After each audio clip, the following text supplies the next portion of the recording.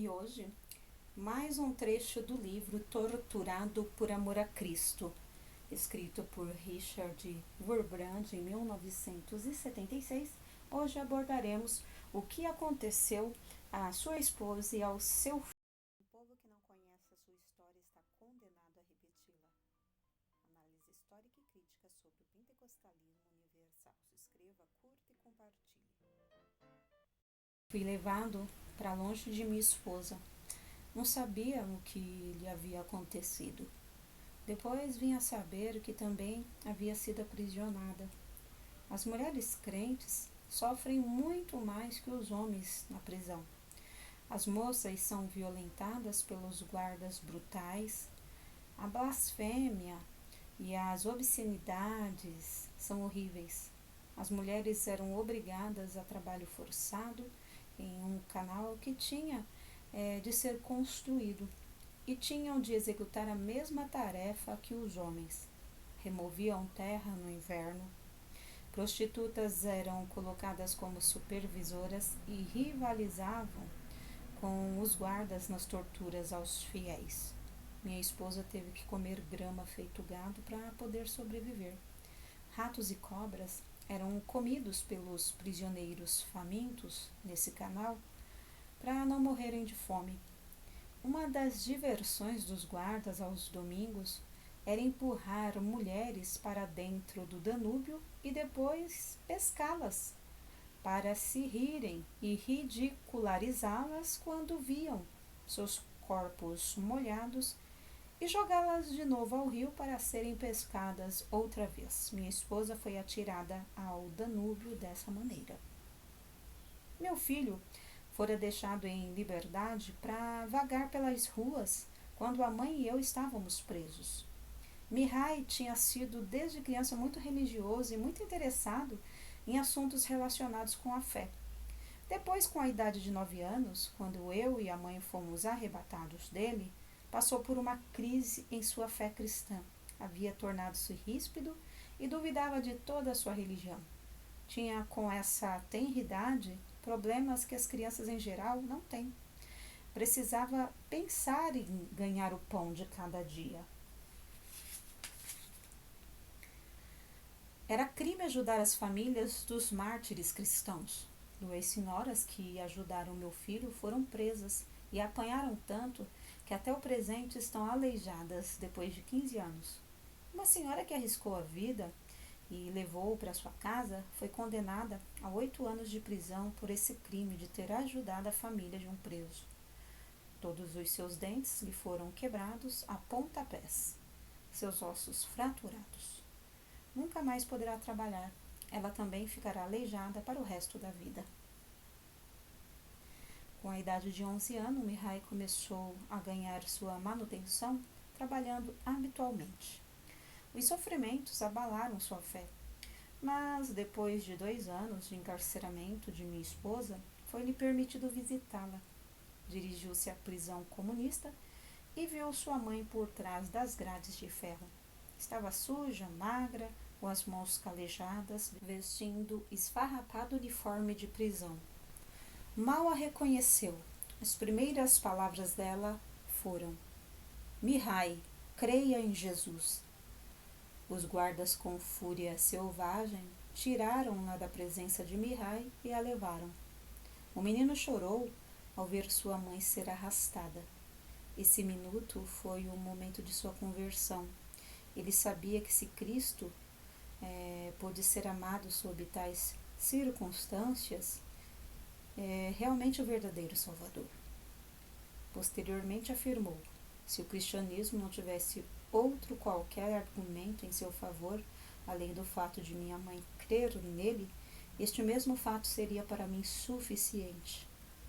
Aquele foi o dia em que aceitou a Cristo completamente. Na escola, Mihai tinha uma batalha contínua pela sua existência. Fora bom aluno e, como recompensa, recebera uma gravata vermelha, sinal de membro dos jovens pioneiros comunistas. Meu filho disse: jamais usarei a gravata daqueles que aprisionaram meu pai e minha mãe. Foi expulso da escola por isto. Depois de perder 1 ano, entrou na escola outra vez, escondendo o fato de ser filho de um preso cristão. Posteriormente, teve de escrever uma tese contra a Bíblia. Os argumentos contra a Bíblia são fracos e as citações contra ela são inverídicas. Certamente o professor jamais leu a Bíblia. A Bíblia está em harmonia com a ciência. Outra vez foi expulso. Agora teve de perder 2 anos escolares. Por fim, permitiram-lhe entrar no seminário. Aí lhe era ensinada a teologia marxista. Tudo era explicado de acordo com os padrões de Karl Marx. Mihai protestou publicamente em classe. Outros estudantes fizeram o mesmo. O resultado foi ser expulso e não pôde terminar seu treinamento teológico. Certa vez, na escola, quando o professor proferia uma conferência ateística, meu filho levantou-se e contradisse afirmando que sobre ele pesava grande responsabilidade ao levar tantos jovens pelo caminho errado. Toda a classe ficou ao seu lado.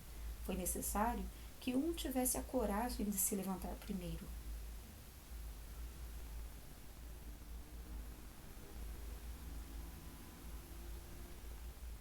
Então todos ficaram do seu lado. Para obter a sua educação, constantemente encobriu o fato de ser filho de Wurbrand, o prisioneiro cristão. Todavia, com frequência era descoberto, repetindo-se a cena costumeira de ser chamado ao gabinete do diretor para ser expulso. Mihai também passou muita fome. As famílias de cristãos encarcerados nos países comunistas quase sempre chegaram perto de morrer de fome. É grande crime ajudá-las. Contarei apenas um caso de sofrimento de uma família que conheço pessoalmente. Um irmão fora preso por seu trabalho na igreja subterrânea. Deixara a esposa com 6 filhos. As filhas mais velhas, de 17 e 19 anos, não podiam arranjar emprego.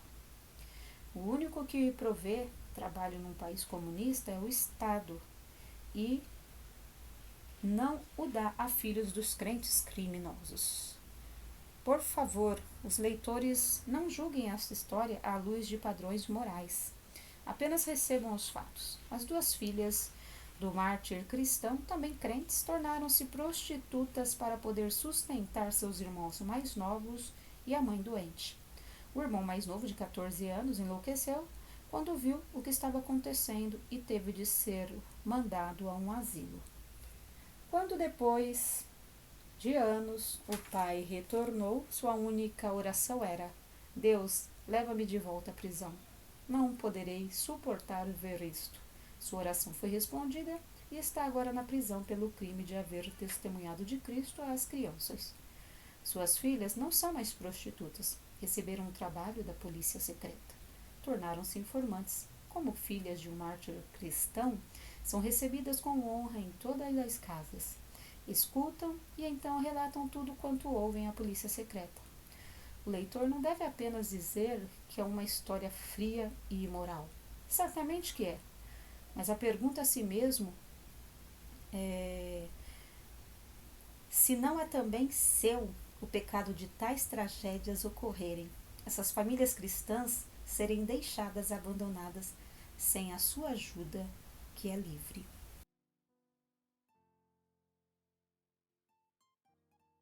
Porque nada podemos contra a verdade, senão pela verdade. 2 Coríntios 13:8. Se inscreva, curta e compartilhe.